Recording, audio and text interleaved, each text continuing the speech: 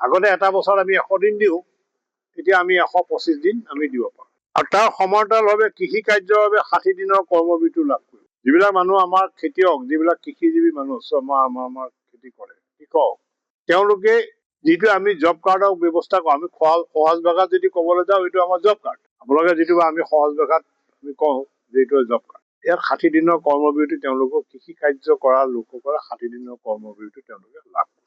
আৰু ইয়াৰ যিটো পুঁজি, 60 আৰু 40, 60% কেন্দ্ৰীয় চৰকাৰে বহন কৰে আৰু 40% আমাৰ ৰাজ্যিক চৰকাৰে বহন কৰে। যদি এটা স্কিমৰ যদি 1 লাখ টকা যদি হয়, 1 লাখ টকাৰ 60,000 টকা কেন্দ্ৰীয় চৰকাৰ দিব আৰু 40,000 টকা অসম চৰকাৰ দিব।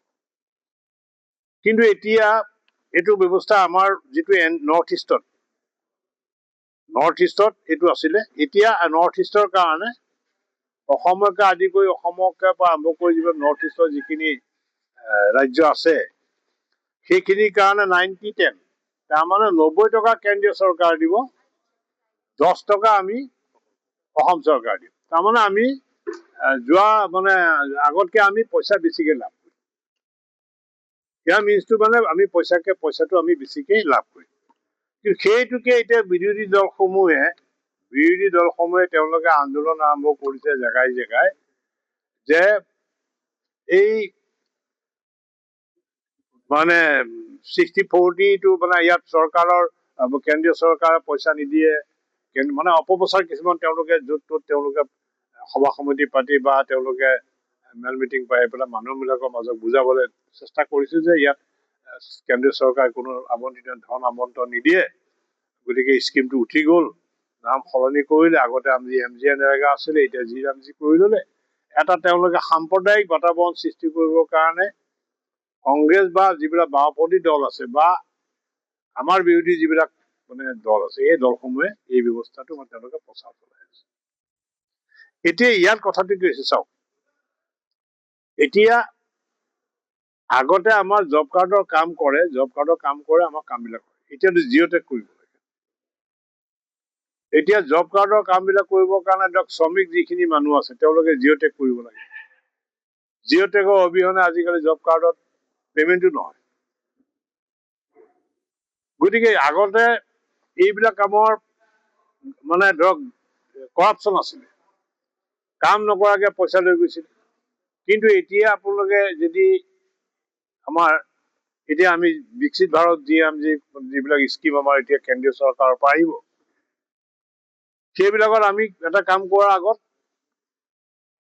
ৰাতিপুৱা আৰু গধূলা 2 টাইমছ 10 বজা বা 9 বজাত যেতিয়া কাম কৰিব তেতিয়াও জিঅ'টেক হ'ব লাগিব, আৰু যেতিয়া 4টা বজাত যেতিয়া কাম কৰি থাকিব বা ভাটিবেলা যেতিয়া কাম কৰি থাকিব তেতিয়া 2 টাইমছ জিঅ'টেক হ'ব লাগিব। তাৰমানে জিঅ'টেক কৰা মানে কি, তাৰমানে ইয়াত এটা কৰাপশ্যনটো ফাঁকি নহয়, কৰাপশ্যনটো। গতিকে এই এনেকুৱা ধৰণৰ ব্যৱস্থাবিলাক এতিয়া কৰিছে। এতিয়া এই আইনখনত এতিয়া আগতে কিছুমান এনেকুৱা আছিলে আমাৰ সমস্যা,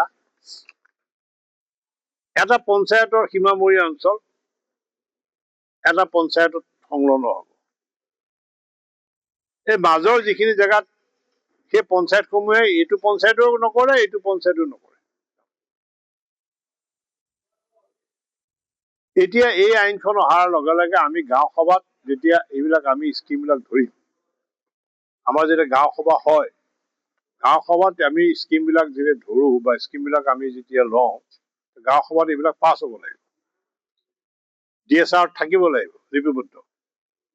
আমি স্কিমটো সলনি কৰিব নোৱাৰো।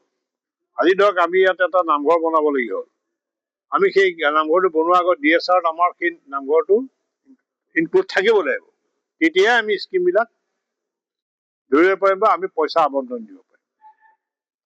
কিন্তু আগতে সেই ব্যৱস্থাটো নাছিলে।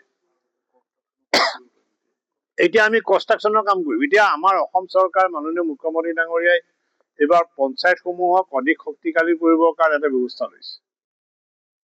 এতিয়া আমি ধৰক 10 লাখ টকা এটা কাম হ'ল, আমি এতিয়া ফেভাৰ ব্লকত এটা ৰাস্তা বনাইছো, গাঁৱলীয়া 500 মিটাৰ আমি এটা ৰাস্তা ফিভাৰ ব্লকত ৰাস্তা বনাইছে 10 লাখ টকা। এইটো আমাৰ আগতে ভেণ্ডৰটোৱে কামটো কৰিব লাগিব। ভেণ্ডৰটোৱে কামটো কৰিব লাগে। ভেণ্ডৰে কাম কৰাৰ পিছত এইটো এবছৰ 1.5 বছৰত মানে পিছত কেতিয়াবা পইচা আহি মানে ভেণ্ডৰৰ একাউণ্টত পইচাটো সোমাই যায়। তাত আকৌ GST পেমেণ্ট কৰিব লাগিব বহু দিনৰ পিছত। আৰু সেইবিলাক মেটেৰিয়েলছৰ পইচাবিলাক দিব পাৰে। কিন্তু এতিয়া আমাৰ মাননীয় মুখ্যমন্ত্ৰী ডাঙৰীয়াই কৈছে যে আমি বিকশিত ভাৰত যিটো আগতে MGNREGA বুলি কোৱা আছে, বৰ্তমান যিটো বিকশিত ভাৰত যি স্কিম হ'ব, আমি তাত কনষ্ট্ৰাকশ্যনৰ যিখিনি কাম, এটা ৰাস্তাৰ কনষ্ট্ৰাকশ্যন কৰিবলৈ হ'লে, এটা নামঘৰৰ কনষ্ট্ৰাকশ্যন কৰিবলৈ হ'লে, বা এটা মন্দিৰ বা যিকোনো এটা অনুষ্ঠানৰ যদি এটা কালভাৰ্ট বনাবলগীয়া হ'লে, তেতিয়াহ'লে আমি সেইটো আমাৰ SOPD যি শিতানৰ যোগেদি আমি কৰিব পাৰিম। যিকোনো খবৰৰ বাবে যোগাযোগ কৰক আমাৰ এই নম্বৰত 9181 307 2221।